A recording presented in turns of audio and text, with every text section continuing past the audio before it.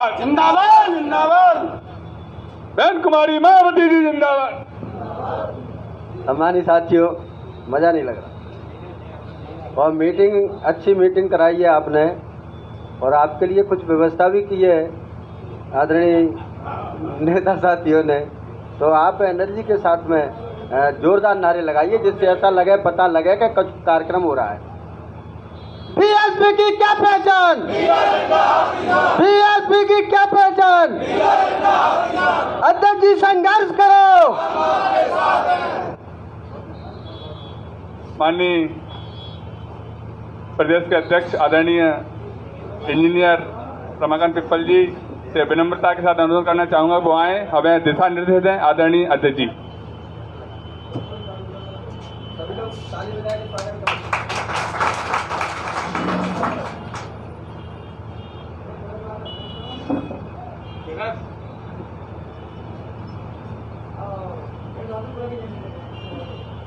आज मुरैना विधानसभा के एक सर्किल में संगठन की समीक्षा में अपनी बात रखने से पहले विश्व को शांति का संदेश देने वाले करुणा के सागर तथागत गौतम बुद्ध, शिक्षा के जनक परम श्रद्धेय महात्मा ज्योतिराव फुले जी, आरक्षण के जनक कोल्हापुर के महाराजा छत्रपति साहू जी महाराज जी, गूंगों को जवान, बहरों को कान, गांधी को प्राणदान और इस देश को संविधान देने वाले भारत रत्न परम पूज्य डॉक्टर भीमराव अंबेडकर जी, इस देश में जन्मे तमाम संत गुरु महापुरुषों के दर्शन, इतिहास और संघर्ष से अवगत कराने वाले, सोती हुई कौम को जगाकर राजनीति की मुख्य धारा में जोड़ने वाले,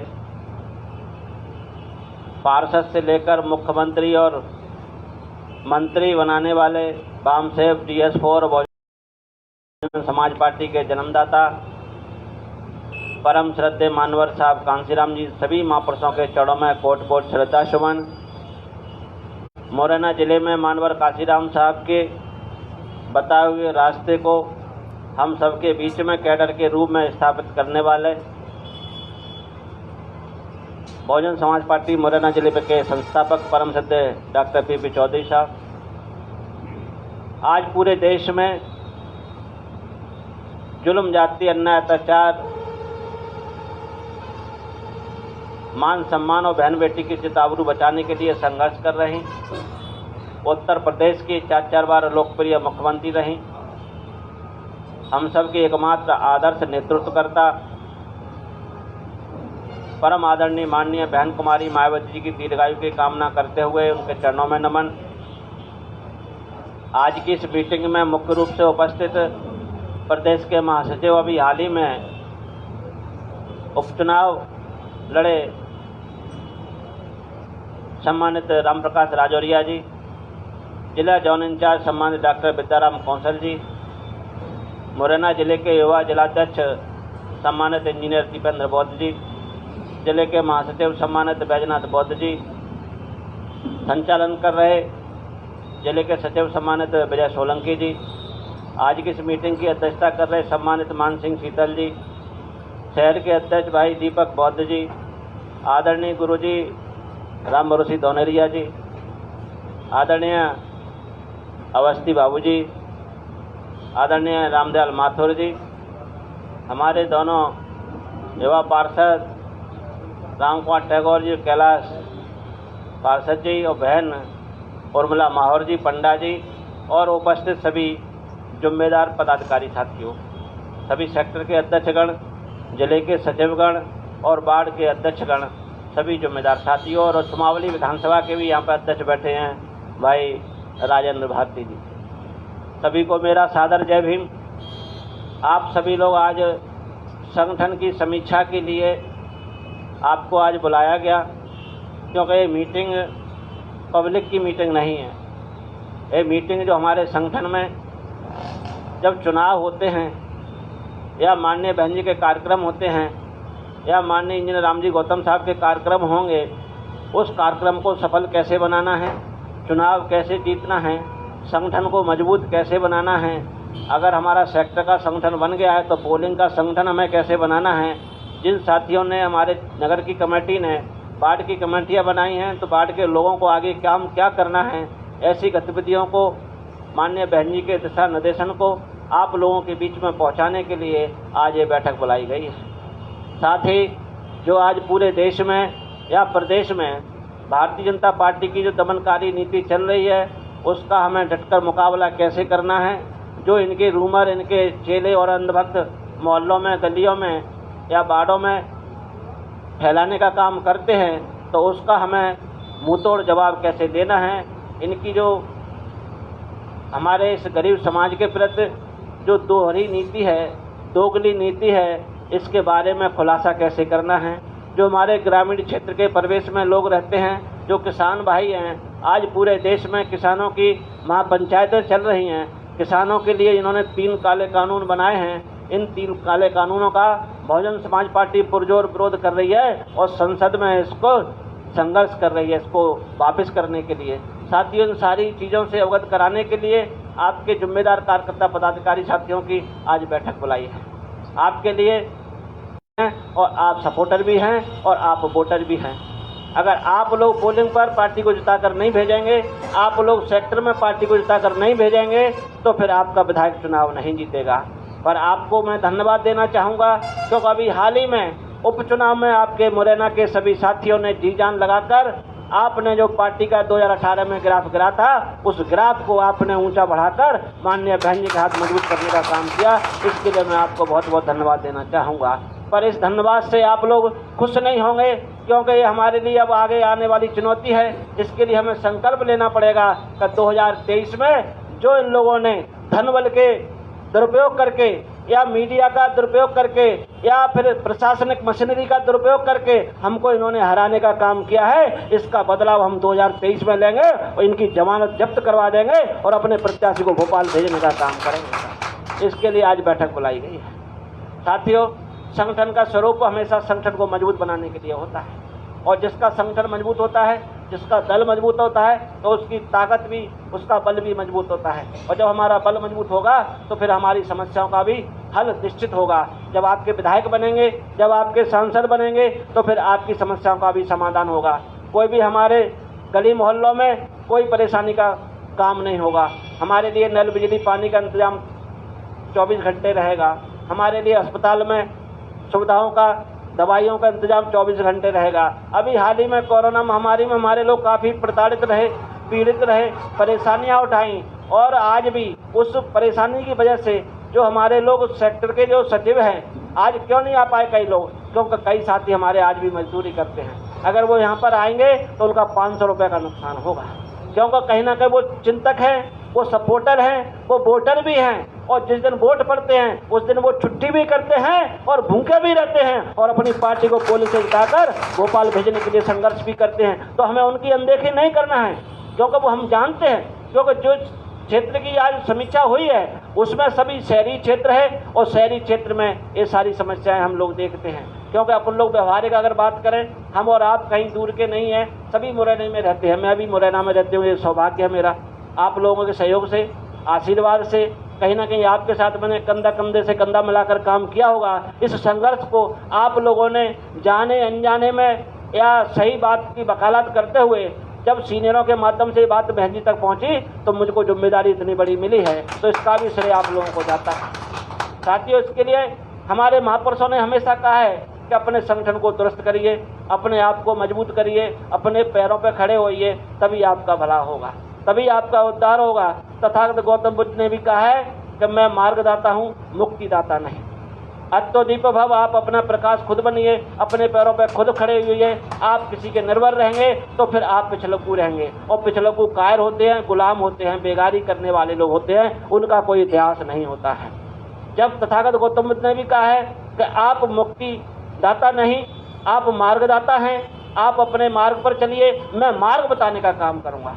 आज आदरणीय बहन कुमारी मायावती जी मार्ग बताने का काम कर रही हैं, उस पर चलने का काम हम और आपका है। अगर हम माननीय बहन जी के दिशा निर्देशन का सच्चाई के साथ पालन नहीं करेंगे तो फिर हम जो अंजाम, जो मंजिल, जो लक्ष्य हम हासिल करना चाहते हैं वो लक्ष्य हम हासिल नहीं कर पाएंगे। आप कोई छोटे मोटे कार्यकर्ता नहीं हैं, आप यहाँ पर बैठे हुए पोलिंग पे 1000 वोट डलवाने वाले, सेक्टर में 10,000 वोट डलवाने वाले, वार्ड में भी 1,500-2,000 वोट डलवाने वाले आप कार्यकर्ता हैं, और आपकी कीमत कोई आंक नहीं सकता है। क्योंकि एक वोट की कीमत क्या होती है? क्योंकि बाबा साहब ने राजनीतिक क्षेत्र में तो हमको बराबरी पर लाके खड़ा कर दिया है, पर सामाजिक क्षेत्र में, आर्थिक क्षेत्र में आज भी हम गैर बराबरी पर हैं। और वोट की कीमत अनमोल है। बाबा साहब ने कहा ये वोट की कीमत अनमोल है, इसकी रक्षा बहन बेटी की तरह करना।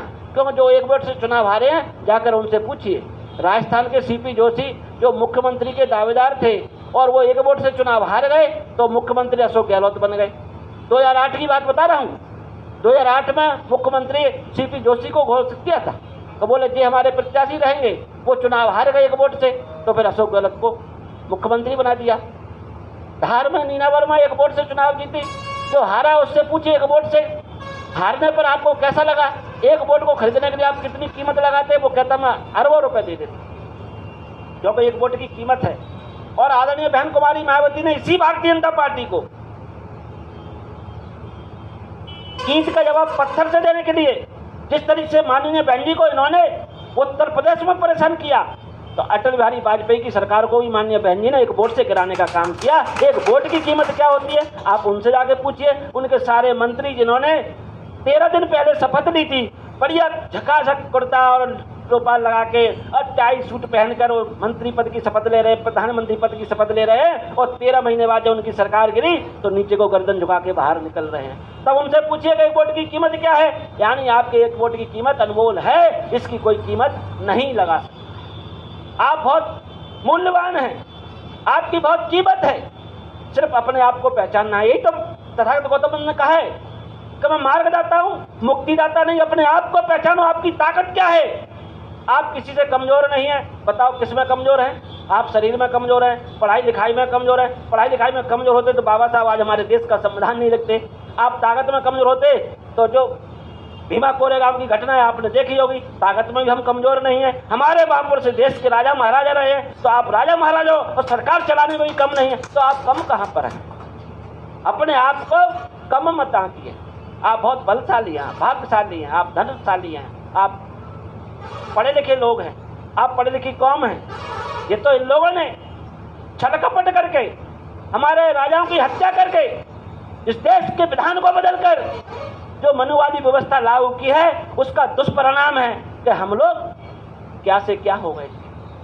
पर इसके लिए भी हमारे महापुरुषों ने संघर्ष किया और आज हम फिर उठ खड़े हो रहे हैं, तथागत गौतम बुद्ध के बताए हुए मार्ग पर चलने का प्रयास कर रहे हैं। जिन प्रदेशों ने, जिन देशों ने और अन्य देशों ने तथागत गौतम बुद्ध के मार्ग को अपनाया है, उन देशों की तरक्की जाके देख लो, वो कहां से कहां पहुंच गए हैं। उन देशों की तरक्की जाके देखो।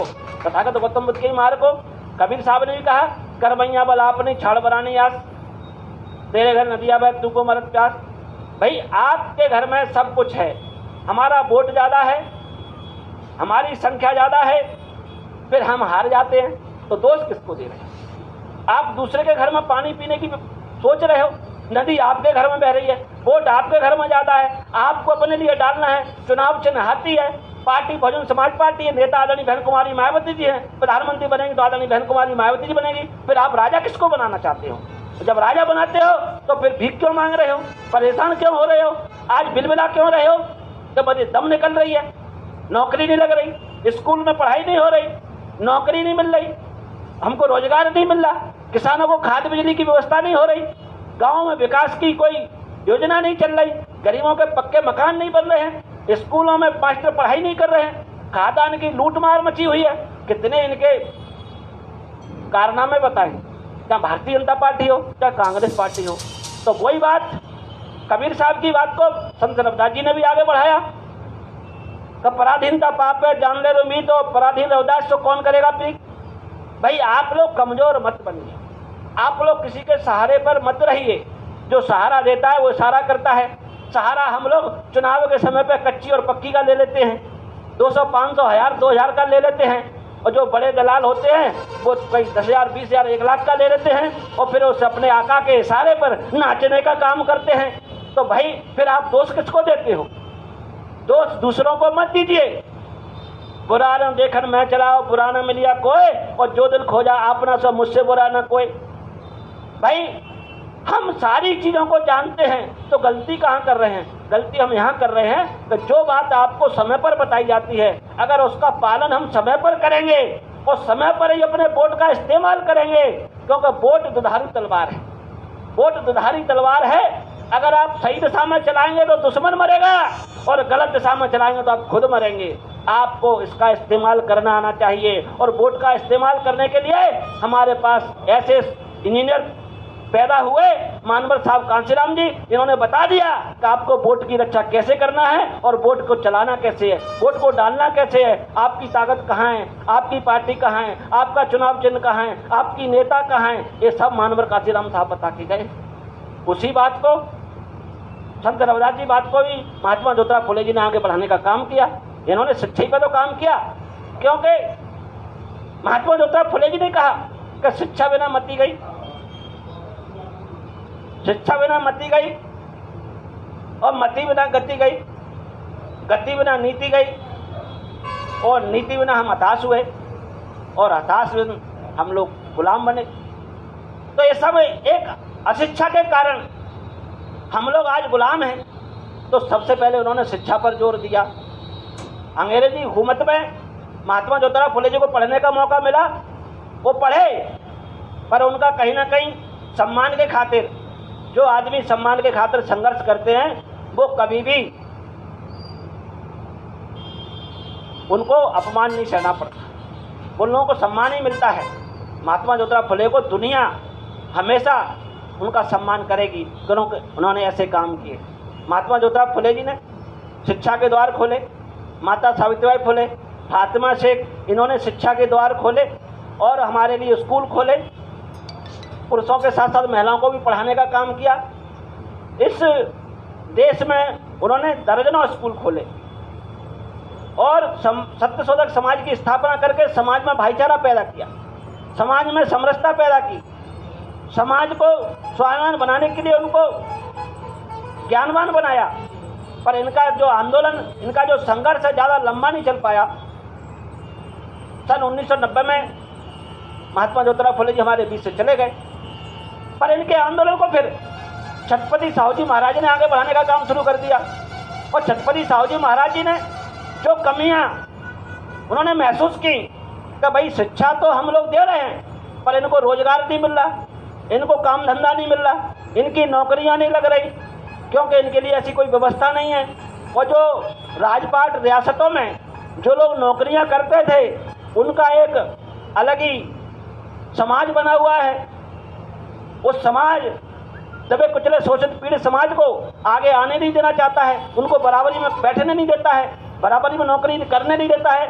तब उस व्यवस्था को बदलने के लिए छत्रपति साहू जी महाराज जी ने अपनी रियासत में 26 जुलाई 1902 को 50% आरक्षण देकर बराबरी में लाने के लिए कुछ अधिकार दिए, जिससे उन्होंने अपनी रियासत में होटल खुलवाए, उन्होंने छात्रावासों में बच्चों को पढ़ने की व्यवस्था करवाई, छात्रावास में अधीक्षक वो उन्होंने रिजर्वेशन के तहत उसमें नियुक्त करवाए और अपनी रियासत में भी 50% लोगों को आरक्षण के तहत उनको नौकरी देने का काम किया।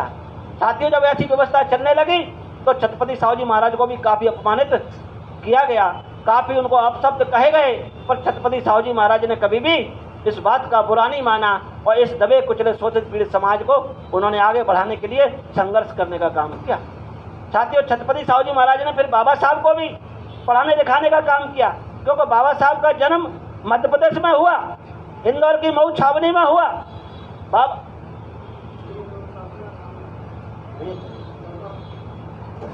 मऊ छावनी इंदौर में हुआ और बाबा साहब का जीवन बहुत लंबा है, जीवन संघर्ष बहुत लंबा है।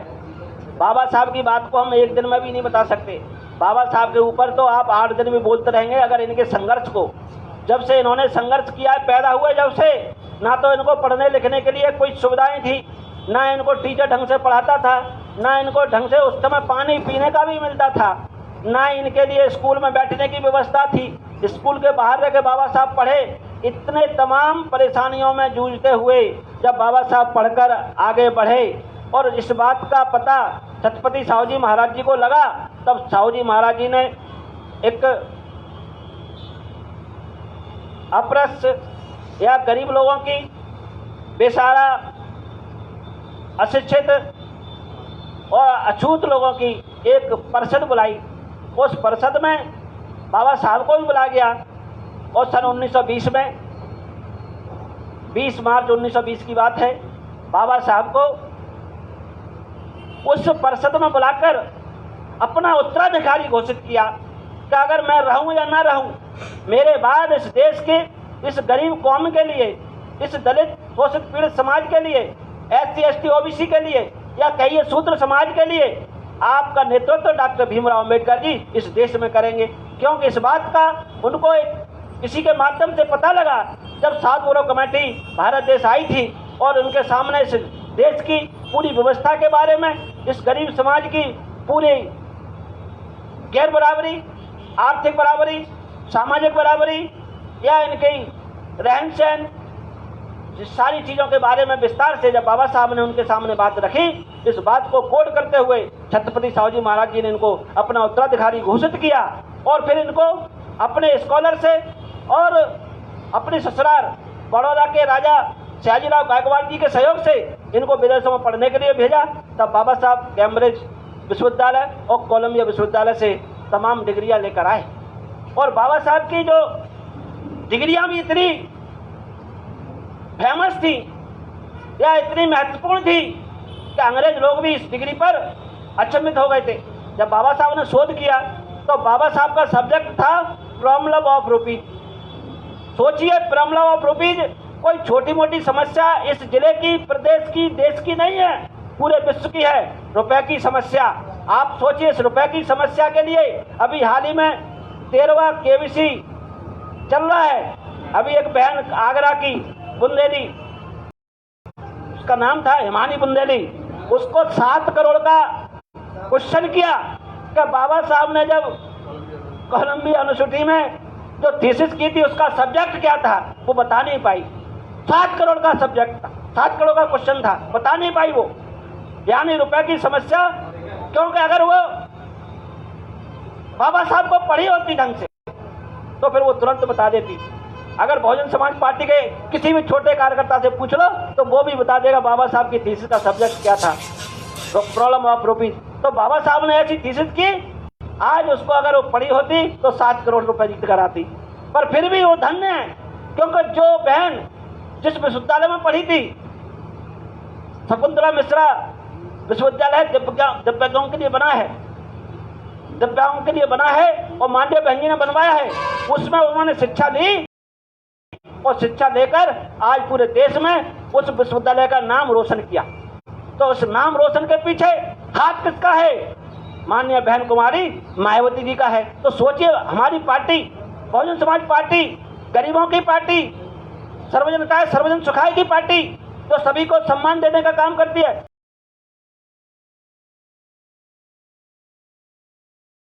सभी को न्याय, बंधुत्व, भाईचारे के ऊपर आधारित सभी को सम्मान देने का काम करती है। तो ये सारी चीजों के लिए हमें सोचना पड़ेगा, हमें ये सोचना पड़ेगा कि हमें इनके बताए हुए मार्ग पर हमेशा चलते रहना चाहिए। बाबा साहब ने संघर्ष किया है। बाबा साहब ने चाहे कालाराम मंदिर का प्रवेश हो, 14 तालाब का पानी पीने का संघर्ष हो, बाबा साहब ने समय समय पर तमाम संघर्ष किए हैं। पर सबसे बड़ा जो संघर्ष था वो गोलमेज सम्मेलन का था। बाबा साहब 1930, 31 और 32 में गोलमेज सम्मेलन में हमारे लिए जो अधिकार लेकर आए वो बहुत महत्वपूर्ण अधिकार थे, जो हमारे लोग आज भी कई लोग पढ़े लिखे लोग कांग्रेस की दुहाई देते रहते हैं, उनके लिए बहुत जरूरी है कि अगर आज वोट का अधिकार नहीं होता तो आपकी कोई बूझ नहीं होती। और वोट का अधिकार लेकर कौन आए? डॉक्टर भीमराव अम्बेडकर जी लेकर आए। इसके लिए उन्होंने 3 साल पूरे देश की पूरी व्यवस्था और जो भेदभाव, जो ऊंच नीच, राजतंत्र, राजाओं के यहाँ बेगार करने का पूरा ब्यौरा जब विस्तार से तरीके से, चरणबद्ध तरीके से अंग्रेजों की हुकूमत के सामने या उस गोलमेज सम्मेलन में रैमजे मैकडोनाल्ड की अध्यक्षता में जब बाबा साहब ने इस देश की पूरी व्यवस्था को रखा तो उन्होंने बाबा साहब की पूरे तर्क को, पूरी दलीलों को सम्मान दिया और कम्युनल अवार्ड बाबा साहब को सम्मानित किया, जिसमें हमको डबल वोट का अधिकार और सेपरेट सेटलमेंट का अधिकार मिला था। पर जिस गांधी के हम लोग कहते हैं कि इन्होंने कुछ किया है, हमारे कई बुद्धिजीवी साथी कहते हैं, उन्हें गांधी जी ने बाबा साहब को खून के आंसू रुलाए। पूना की रोदा जेल में आमरण अनशन पर बैठ गए, बोले आप डबल वोट के अधिकार को वापस करिए। ये तो पढ़े लिखे लोगों का अधिकार है, ये तो पूंजीपतियों का अधिकार है। जिनके पास जमीन ज्यादा होगी वो वोट डालने का काम करेंगे, जो पढ़े लिखे होंगे वो वोट डालने का काम करेंगे, तो या वो जो टैक्स देते होंगे वो वोट डालने का काम करेंगे। इन सारी दलीलों को बाबा साहब ने ठुकराया कि जब इस देश में लोकतंत्र स्थापित होगा तो इस देश के प्रत्येक नागरिक को वोट का अधिकार मिलना चाहिए, और ये मैं लेकर आया हूं और इसको मैं वापस नहीं करूंगा, चाहे इसके लिए मुझे कुछ भी करना पड़े। और बाबा साहब ने हालांकि जो डबल वोट का अधिकार था उसको वापस करते समय खून से आंसू टपकाए थे, खून के आंसू टपकाए थे कि मैं आपके लिए रसभरी टोकरी लेकर आया था। इस रसभरी टोकरी को गांधी के चेलों ने, गांधी की टीम ने पूरा जूस निकाल दिया, छिलके मारे हैं। इससे हमारे समाज में गुलाम, चमचे, दलाल पैदा होंगे। जैसा कि आप लोग देख रहे हो, भारतीय जनता पार्टी, कांग्रेस के हमारे SC ST के लोग विधायक और सांसद जीत कर जाते हैं। जब आपकी बहन बेटियों का बलात्कार होता है, जब आपकी बहन बेटियों को जिंदा 12 फुट गड्ढे में गाड़ा जाता है, ये लोग चाहे विधानसभा में चाहे लोकसभा में आवाज तक नहीं उठाते। ऊना का कांड हो, चाहे रोहतबमरा का कांड हो, चाहे सहारनपुर की घटना हो, चाहे उन्नाव की घटना हो, चाहे हाथरस की घटना हो, अगर इन सब घटनाओं का जिक्र अगर सदन में किसी ने किया है तो बहुजन समाज पार्टी ने किया है। बहुजन समाज पार्टी की नेता आदरणीय बहन कुमारी मायावती जी ने किया है। साथियों, क्यों किया है? क्योंकि दर्द है अपने समाज का। इसीलिए बाबा साहब कहते थे कि इस एक वोट से, आरक्षण की दलील से या हमारी सीटें बढ़ गई हैं, जब तक हम अपने लोगों को जिताकर नहीं भेजेंगे तब तक हमारा भला होने वाला नहीं है। और नहीं तो आप चमचे दलालों को जिताकर भेजेंगे तो वो आपको कायर और गुलाम बनाने के लिए रणनीति बनाएंगे और सिर्फ सदन में जाकर ताली बजाने का काम करेंगे। और ताली कौन बजाता है ये आप अच्छी तरह से जानते हैं। ताली कौन बजाता है आप अच्छी तरह से जानते हैं। और ये लोग वही हैं, ये लोग ताली बजाएंगे और हंसेंगे और उनके डांस करेंगे। इसलिए इनसे सावधान रहिए, चमचे दलालों से सावधान। इसलिए मानव काशीराम साहब ने चमचा योग किताब लिखी है, इसीलिए तो लिखी थी कि हमारे लोग कैसे हैं, इनसे कैसे सावधान रहना है।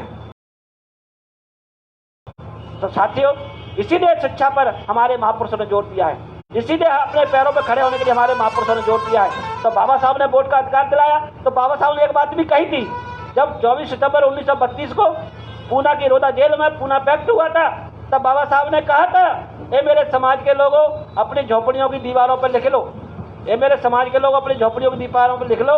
जब आप समझदार हो जाएंगे, थोड़े से पढ़ लिख जाएंगे, इस वोट की कीमत समझने लगेंगे, तब इस वोट का आप सही इस्तेमाल करना और अपना राजा खुद बनाना। साथियों, ये बात बाबा साहब डॉक्टर भीमराव अम्बेडकर जी ने कही थी। और दूसरी बात कही थी कि आप 4 आने के भी कांग्रेस के सदस्य मत बनना। बताओ, कहीं का नहीं कहीं आप लोग सवाल में बैठे हुए कई लोग जानते हैं। जब ये बात कही थी कि आप 4 आने के कांग्रेस के सदस्य नहीं बनना, तो फिर आप कैसे बात करते हैं कि भाजपा को हराना है और BSP जीत नहीं रही, यानी हम बाबा साहब को मानने वाले हैं। तो फिर हम बाबा साहब की बात को क्यों नहीं मान रहे? उस समय पर भारतीय जनता पार्टी नहीं थी। भारतीय जनता पार्टी का जन्म तो कांग्रेस से ही हुआ है, उसी में से लोग अलग हुए, तभी उन्होंने जनसंघ बनाया, RSS बनाया और इसकी स्थापना की, जनता पार्टी बनाई, यार भारतीय जनता पार्टी है। तो बाबा साहब ने दोनों पार्टियों से सावधान रहने के लिए आह्वान किया है। और हम लोग बाबा साहब की जयंती मनाते हैं और बस भूल जाते हैं। बाबा साहब की विचारों को भी रखते हैं और हम भूल जाते हैं। बाबा साहब ने कहा है कि आप कांग्रेस के 4 आने के सदस्य नहीं बनना, और हम बात वही करते हैं। जब चुनाव आता है तो भाई हम हारे हैं जीते, ताकत आपकी होना चाहिए। आप घर में 5 भाई हैं, आपकी दुश्मन से लड़ाई हो रही है, सामने 4 भाई हैं, आप 5 हैं। अब आप कहेंगे भाई हम तो जीत नहीं रहे, हम दूसरे के साथ खड़े हो जाते हैं, तो भाई आप तो कमजोर हो ही जाएंगे। ऐसा नहीं करना है, हमें अपनी ताकत बरकरार रखना है। आज नहीं तो कल हम फिर जीतेंगे और मंजिल को हासिल करके रहेंगे, महापुरुषों के सपने को साकार करके रहेंगे। साथ में बाबा साहब के सपने को साकार करने के लिए बाबा साहब ने संघर्ष किया, वोट की लड़ाई लड़ी, वोट का अधिकार मिलेगा, नारी मुक्ति को आज जगह मिली है, अगर नारियों का कल्याण किया है। तो हिंदू कोड बिल अगर देश में पास नहीं होता तो फिर नारियों को भी सम्मान नहीं मिलता। ये किसने दिलाया? डॉक्टर भीमराव अम्बेडकर जी ने दिलाया।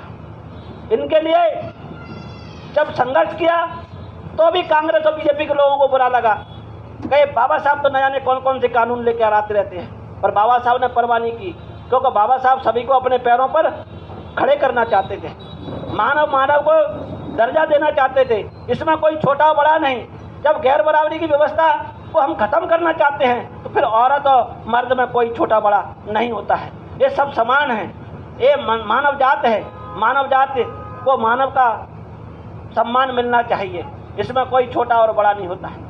बाबा साहब ने संविधान लिखा तो इसमें पिछड़े वर्ग के लिए भी हक अधिकार लिखे और आर्टिकल 340 के तहत इनके लिए अधिकार भी सुरक्षित किए। आज पिछड़े वर्ग के लोग उत्तर प्रदेश में तो 27% में आरक्षण मिल रहा है, पर मध्य प्रदेश में 14% मिल रहा है, और उसके बावजूद भी कहीं भाजपा को वोट कर रहे हैं, कहीं कांग्रेस को वोट कर रहे हैं। आज भी उन लोग बेवकूफ़ बन रहे हैं, वो लोग झूठे वादे पर विश्वास कर रहे हैं। जिस तरह से मोदी ने पूरे देश में कहा हम हर साल 2 करोड़ लोगों को नौकरियां देंगे, प्रदेश में शिवराज ने कहा हम हर साल 2 लाख लोगों को नौकरियां देंगे, बेरोजगारों को हम बेरोजगारी भत्ता देंगे, किसानों को बिजली कम पैसे में देंगे, खाद की कम पैसे में देंगे और उनके लिए सब्सिडी का भी इंतजाम करेंगे। बताइए, पढ़ाई लिखाई के लिए अच्छे स्कूलों की व्यवस्था करेंगे। और कोरोना में तो इन्होंने हद कर दी, कोरोना में तो इन्होंने हमारी तरफ देखा भी नहीं है। कोरोना में गरीब होता चला गया, और जो धन्ना सेठ पूंजीपति लोग हैं इनकी पूंजियाँ 10 गुना से लेकर 100 गुना तक बढ़ी हैं। जब हम लोग गरीब हो रहे हैं तो ये लोग कैसे बढ़ रहे हैं? क्योंकि इनकी जो नीति है, पॉलिसी है, वो हमेशा पूंजीपति लोगों के लिए फायदेमंद है। आज भारत देश की वित्त मंत्री जो कहती है हम 6 लाख करोड़ रुपए का देश की संपत्ति को बेचने का काम करेंगे, किसको बेचेंगे भाई? इस देश के पूंजीपतियों को बेचेंगे, यानी पूंजीपतियों को फायदा देने का काम कर रहे हैं। तो साथियों, इन सारी चीज़ों से सावधान करने के लिए हमारे महापुरुषों ने संघर्ष किया। बाबा साहब ने संघर्ष किया, वोट का अधिकार दिलाया। बाबा साहब ने हिंदू कोड बिल पास करके महिलाओं को सम्मान दिलाया। बाबा साहब ने संविधान लिखकर इस देश के प्रत्येक नागरिक को एक संविधान के तहत समता बंधुत्व भाईचारे के तहत उनको सारे हक अधिकार सुरक्षित किए संविधान में। ये बाबा साहब की देन है। पर बाबा साहब 6 दिसंबर 1956 को हमारे बीच से चले गए, और ये दुर्भाग्य रहा कि बाबा साहब हमारे बीच में उत्तराधिकारी घोषित करके नहीं गए। बाबा साहब को मिला ही नहीं, क्योंकि जिन लोगों को बाबा साहब ने तैयार किया वो लोग विदेश भाग गए। 16 लोगों को बाबा साहब ने विदेश पढ़ने के लिए भेजा, क्योंकि हमारे लोग धोखा देने का काम बहुत अच्छा जानते हैं। आज भी धोखा देते हैं, हमारे सामने वादा करेंगे हम ऐसा नहीं करेंगे, और हमारे जाते ही वो कहते हैं कि नहीं, पार्टी तो खत्म हो गई, अब तो हमें बीजेपी को खत्म करना है। तो भैया, कहाँ आपका इशारा कर रहा है? जिसके लिए बाबा साहब ने मना किया है उसी के लिए आप प्लानिंग कर रहे हो। पढ़े लिखे लोग, कई लोग तो कर्मचारी लोग, उनको शर्म भी नहीं आती है कि हम कह क्या रहे हैं और कर क्या रहे हैं। और आप किसको मजबूत कर रहे हो? आने वाले समय में आपकी पीढ़ी गुलाम पैदा होंगी, आपके बच्चे गुलामी करेंगे और फिर वो आपको गालियां देंगे।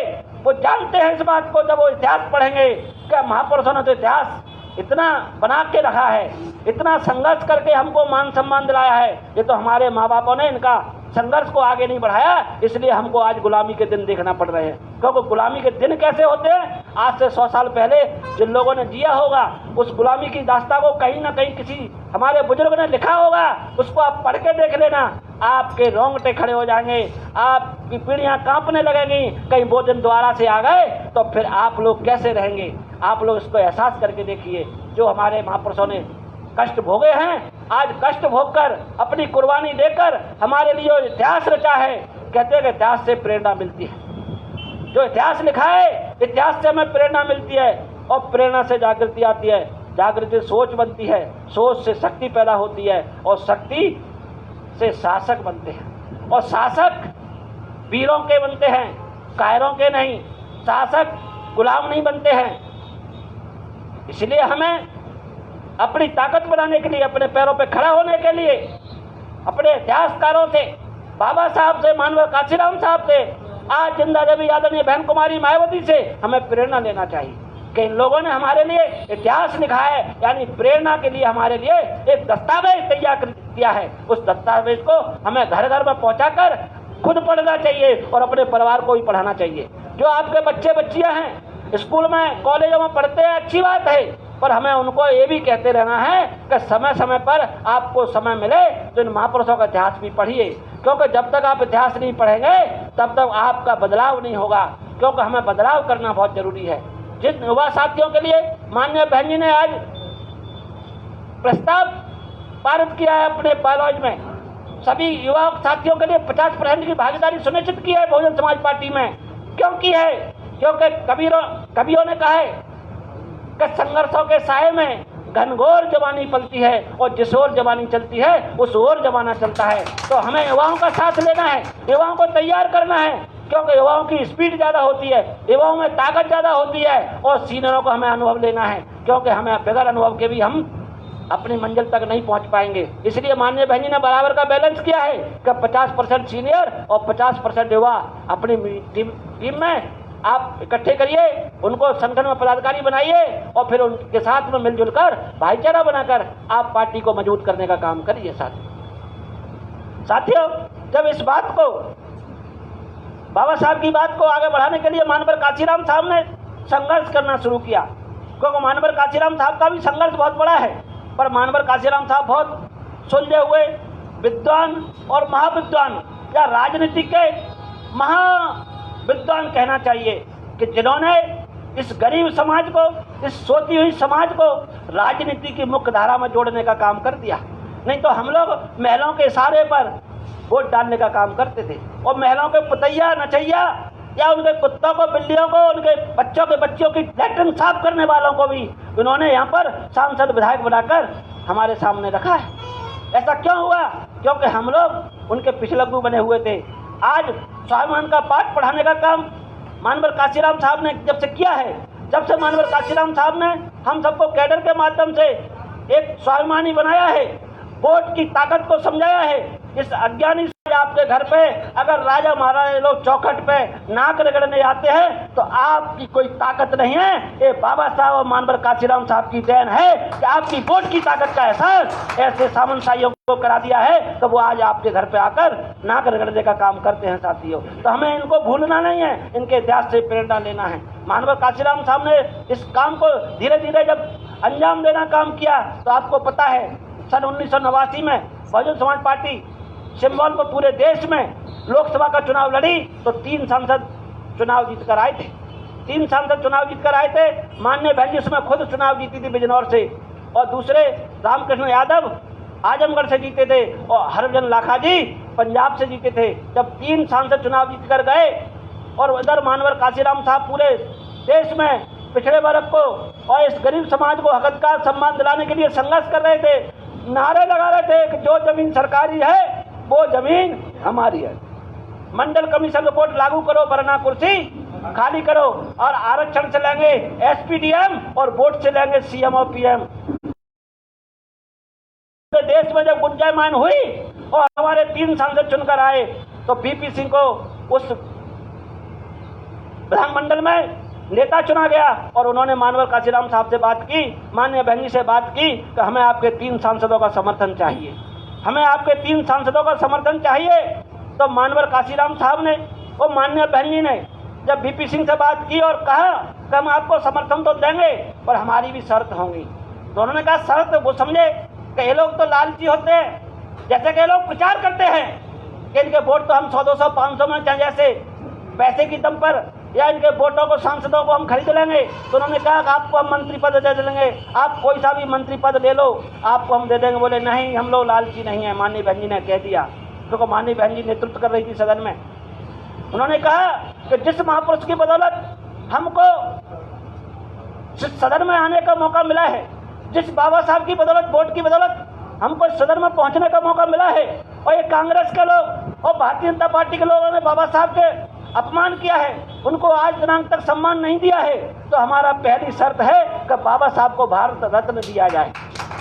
जो कांग्रेस के लोग कहते हैं हम बाबा साहब का सम्मान करते हैं, जो बीजेपी के लोग कहते हैं हम बाबा साहब का सम्मान करते हैं, इनके राज्यों में चाहे वो राज्य के मुख्यमंत्री हों चाहे देश के प्रधानमंत्री हों, बाबा साहब के स्टैच्यू को खंडित करने का काम हुआ है, सम्मान आज तक लोगों ने देने का काम नहीं किया है। साथियों, माननीय बहन जी ने शर्त रखी, उन्होंने मानी, और दूसरी शर्त रखी कि मंडल कमीशन की रिपोर्ट को आपको लागू करना है। साथियों, तीसरी, उत्तर प्रदेश में जो मंडल कमीशन की रिपोर्ट के लिए हमारा आंदोलन चल रहा था और उत्तर प्रदेश में चुनाव होने वाले थे, तो बीजेपी आरएसएस के लोग बहुत चालाक हैं, इन्होंने कमंडल यात्रा निकालना शुरू कर दिया। तो फिर कहा तो उत्तर प्रदेश में ये कमंडल यात्रा नहीं आना चाहिए, इस पर बैन लगना चाहिए, हमारी 3 शर्त हैं। और इन 3 शर्तों को माना और फिर बाबा साहब को भारत रत्न मिला। साथियों, पिछड़े वर्ग को 27% आरक्षण मिला। साथियों, जो कांग्रेस के लोग कहते हैं हम बाबा साहब को सम्मान करते हैं, कांग्रेस ही राज था। बाबा साहब 6 दिसंबर 1956 को खत्म हुए। बाबा साहब को 6 फुट जगह राजघाट पर जलाने के लिए नहीं दी। सम्मान कहाँ से हो गया? ये बात आप मोहल्लों में, वार्डों में, सेक्टरों में, गाँव में या घर घर जाके ये बात पहुँचाने का काम करे कि बाबा साहब का कांग्रेस ने सबसे ज्यादा अपमान करने का काम किया है। भारतीय जनता पार्टी से तो उम्मीद छोड़ दो, वो तो यहाँ पर जहर घोलने का काम कर रही है, जातिवादी व्यवस्था को बढ़ावा देने का काम कर रही है। उससे तो आप सपना बिल्कुल त्याग दो। और कांग्रेस की जो लोग बात भी करते हैं तो उनकी औकात बता दो। बाबा साहब को अगर भारत रत्न भी मिला है तो बहुजन समाज पार्टी और मानवर काशीराम साहब आदरणीय बहन कुमारी मायावती जी की बदौलत मिला है। साथियों, ये बात यहाँ पर ही खत्म नहीं होती है। फिर माननीय बहन जी की धीरे धीरे उत्तर प्रदेश में 4 बार सरकार बनी है। माननीय बहन जी ने वहाँ पर सर्वजन सुखाई की नीति को लागू किया है और हर प्रदेश के गरीब भाई का भला किया है। हर बहन को मान सम्मान देने का काम किया है। जो किसान थे जिनके पास जमीन नहीं थी उनको 3-3 एकड़ जमीन देने का काम किया है। जो हमारे गरीब भाई बहन जिनके बच्चे बच्चियां पढ़ नहीं पाते थे उनको छात्रवृत्ति देकर योजनाएं कई लागू करा के और उनको साइकिल और छात्रवृत्ति देकर उनको अच्छे अच्छे स्कूलों में पढ़ाने का काम किया है। साथियों, और महापुरुषों के सम्मान में माननीय बहन जी ने जिले बनाए हैं। महापुरुषों के सम्मान में आदरणीय बहन कुमारी मायावती ने सबसे बड़ा बाबा साहब का सम्मान लखनऊ में डॉक्टर भीमराव अम्बेडकर स्मारक स्थल बनाकर सबसे ज्यादा सम्मान देने का काम किया है। और जिन महापुरुषों को, जिन कांग्रेस और बीजेपी के लोगों ने राजघाट पर सम्मान नहीं दिया, माननीय बहन जी के दिल में टीस है कि हमारे महापुरुषों को सम्मान नहीं मिला। जिन महापुरुष ने इस देश को सम्मान देने का काम किया, इस देश को गौरव देने का काम किया, इस देश को लोकतंत्र को चलाने के लिए संविधान देने का काम किया, इस देश की नारी का मुक्ति को, इस देश की नारियों को मुक्ति देने का काम किया, ऐसे महापुरुष को भी सम्मान नहीं मिला तो कोई बात नहीं है। हमारी सरकार दिल्ली में नहीं है, उत्तर प्रदेश में है और उत्तर प्रदेश का हृदय स्थल नोएडा, ग्रेटर नोएडा कहलाता है। वहाँ पर 80 एकड़ जमीन में हमारे इस बहुजन समाज में जन्मे तमाम संत गुरु महापुरुषों को सम्मान देने का काम आदरणीय बहन कुमारी मायावती जी ने किया है। और शिक्षा के क्षेत्र में आपने देखा हो, गौतम बुद्ध जिले में तथागत गौतम बुद्ध इंटरनेशनल विश्वविद्यालय बनाकर 611 एकड़ में पूरे विश्व में एक नाम रोशन कर दिया है। आप उसके अंदर चले जाएंगे तो आप देखते ही रह जाएंगे कि ऐसे भी यूनिवर्सिटी होती है, ऐसे भी छात्र यहाँ पर पढ़ते हैं और वहाँ पर फीस भी नहीं लगती है ज़्यादा। वहाँ पर आपको सब कुछ व्यवस्थाएं माननीय बहन जी के शासनकाल में मिलती थी। ऐसे कई कॉलेज, कई ITI college, engineering college, medical college, छात्रावास जिले हमारे महापुरुषों के नाम पर और अम्बेडकर ग्राम योजना बनाकर सारे गांवों में करीब 14 करोड़ की एक योजना बनाकर गांवों को विकसित करने का काम किया। ये कब हुआ? जब बहुजन समाज पार्टी की सरकार बनी। 3-3 एकड़ जमीन देकर किसानों को किसानी के लिए जमीन देने का काम किया।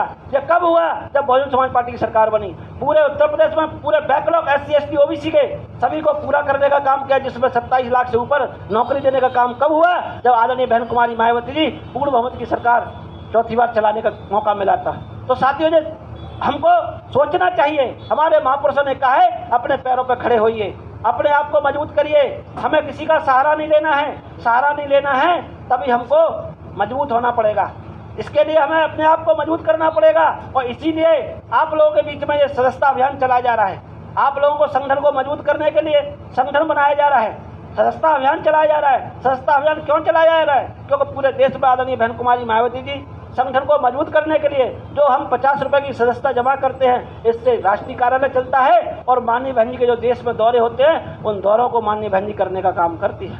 साथियों, हम लोग कोई धरना सेठों से पैसा नहीं लेते हैं। आज पेपर में निकला हुआ है, मेरे पास इसकी कटिंग है। भारतीय जनता पार्टी को 3,500 करोड़ रुपए चंदे में इकट्ठा हुआ है। सोच सकते हो आप, एक कैसे दे रहे हैं? ये तो उन्होंने 1 नंबर में दिखाने का काम किया है, 2 नंबर में तो लाखों करोड़ रुपए है, इसका कोई अंदाजा नहीं। कांग्रेस के पास लाखों करोड़ रुपए, इसका कोई अंदाजा नहीं है। ये लोग एक ही थाली के चट्टे बट्टे हैं, इनसे हमें सावधान रहना पड़ेगा।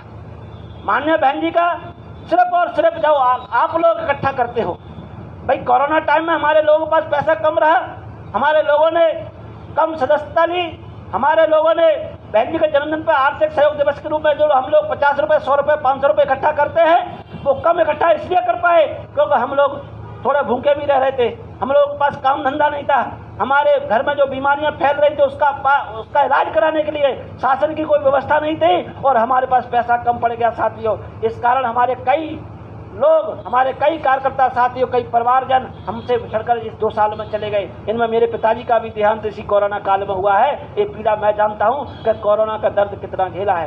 कोरोना के दर्द देखिए, वो माता बहनें पैदल चल चल के आ रही थी, उन्होंने रास्ते में डिलीवरी की है और डिलीवरी करने के बाद वो फिर पैदल चली हैं। ये भारतीय जनता पार्टी का अमानवीय चेहरा आप लोगों ने देखा है। आपने देखा हो इस कोरोना काल में हमारे भाई लोग जिनका बैल खत्म हो गया रास्ते में चलते चलते, तो हमारे भाई सिर पर रखकर, कंधे पर रखकर उस जुए को और गाड़ी को खींचने का काम कर रहे हैं। ऐसी कई बहनें हम खेतों में देखने को मिली हैं। आपने वीडियो में देखा होगा, आपने पेपर में देखा होगा, हल खींचने का काम कर रही हैं। ये अमानवीयता कितनी हो रही है, भारतीय जनता पार्टी के शासनकाल में हो रही है। आज भी हमारी आंख नहीं खुल रही है। और कांग्रेस के बताओ कौन से काम रुके हुए हैं, कौन सी इनकी ठेकेदारी बंद हो गई है, कौन से इनके प्रॉपर्टी के काम बंद हो गए हैं, कौन से इनको ईडी का, सीबीआई का, सीआईडी का या इनकम टैक्स का कौन से छापे पड़ रहे हैं, कौन से लोग जेलों की सलाखों में डले हुए हैं। ये सब डराने का काम करते हैं, तो बहुजन समाज पार्टी को डराने का काम करते हैं, बहुजन समाज पार्टी के कार्यकर्ताओं को डराने का काम करते हैं। पर आदरणीय बहन कुमारी मायावती जी कभी भी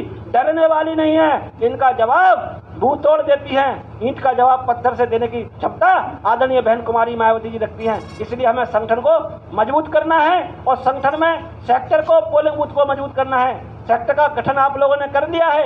मैं आप लोग जितने भी सेक्टर के अध्यक्ष और जिम्मेदार विधानसभा के शहर के पदाधिकारी हैं, आप लोग पोलिंग के संगठन को भी मजबूत बनाइए।